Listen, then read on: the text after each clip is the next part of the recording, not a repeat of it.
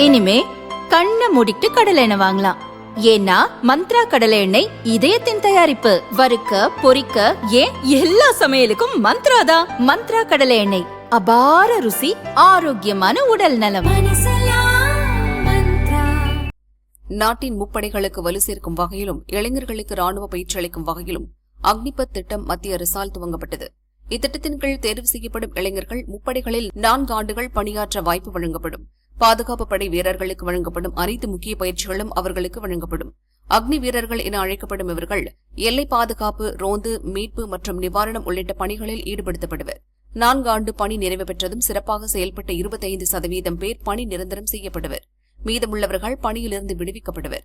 அப்படி வெளியேறும் அக்னிபத் வீரர்களின் எதிர்கால நலன் கருதி எல்லை பாதுகாப்பு படை உள்ளிட்ட பல்வேறு படைப்பிரிவுகளில் பணியில் சேர மத்திய அரசு இடஒதுக்கீடு அறிவித்துள்ளது.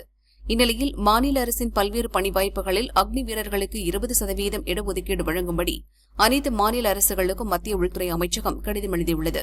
அக்னிபத் திட்டத்தின் கீழ் பணியில் சேர்ந்த முதல் பேட்ச் வீரர்கள் 2027இல் 4 ஆண்டு பணி முடிக்க உள்ளனர்.